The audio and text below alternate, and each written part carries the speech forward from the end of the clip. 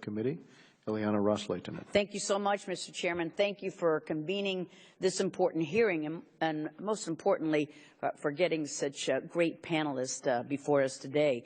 Our approach over the years in dealing with North Korea has resulted in complete failure, administration after administration. North Korea has held America and the world hostage because Pyongyang continues to pursue its goal of nuclear armament, thumbing its nose at the world while leaving its citizens malnourished, suffering from disease, and indeed starving.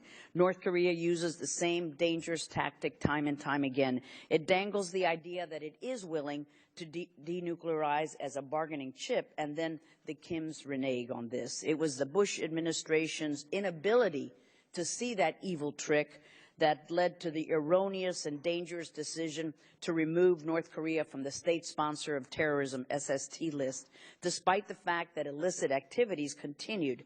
As we have seen in the last few months, North Korea has only further advanced its nuclear and ballistic weapons capabilities. I was vehemently against the Bush administration's decision to remove North Korea from the SST list and have continued to call on the current administration to place North Korea back on the list for the sake of our national security and the security of our allies in the region, including South Korea and Japan. The fact that North Korea warned today that it would cancel the Korean ceasefire in retaliation for more sanctions only reaffirms the threat to our ally, South Korea. Kim Jong-un has made his priorities clear. North Korea is perfecting nuclear capabilities, supporting and equipping rogue regimes such as Iran and Syria. Such support to other state sponsors of terrorism, because I believe North Korea belongs on that list, should be more than enough for the United States to redesignate North Korea on that list. I have introduced a bipartisan bill, the North Korea Sanctions and Diplomatic Non-Recognition Act, that would do just that. How extensive do you think the cooperation between these rogue regimes has been? I would ask the witnesses. And if North Korea is allowed to keep its nuclear and ballistic missile program and successfully shares this material and technology with Iran, the world is looking straight in the face of the most dangerous nuclear arms race that we could ever imagine.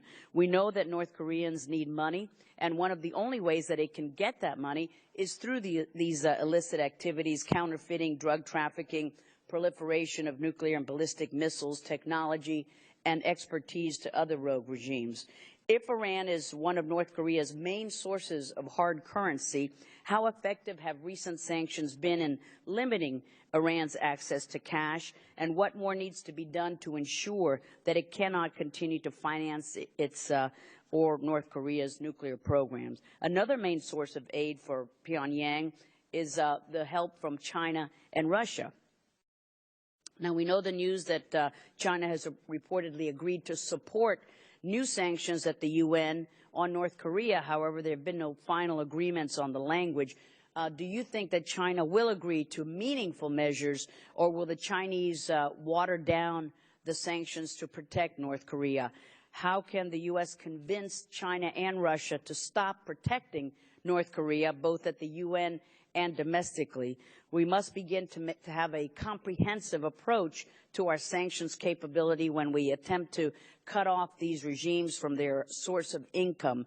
And that's why I introduced the Iran, North Korea, and Syria Non-Proliferation Accountability Act, which will prohibit assistance to any foreign government that has provided assistance to Iran, North Korea, or Syria, that would increase sanctions on any person or entity transferring goods, services, or technology for the chemical, biological, or advanced conventional weapons program of Iran, North Korea, and Syria. Now, according to reports, it may be possible that Pyongyang's latest nuclear test was a test for Iran and North Korea. What are the possibilities that North Korea was testing an Iranian warhead? And would this be a game changer, and what implications would this mean for U.S. policy toward Iran and North Korea?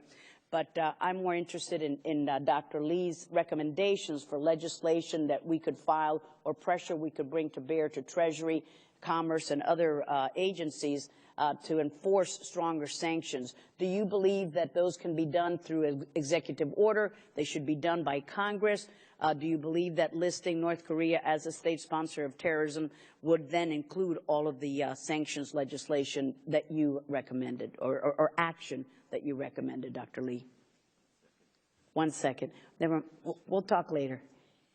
Thank you. Go ahead, Mr. Lee. All of the above, but as Ambassador Titrani mentioned, we have executive orders, 13382 signed by President Bush in 2005 and 13551 signed by President Obama in 2010.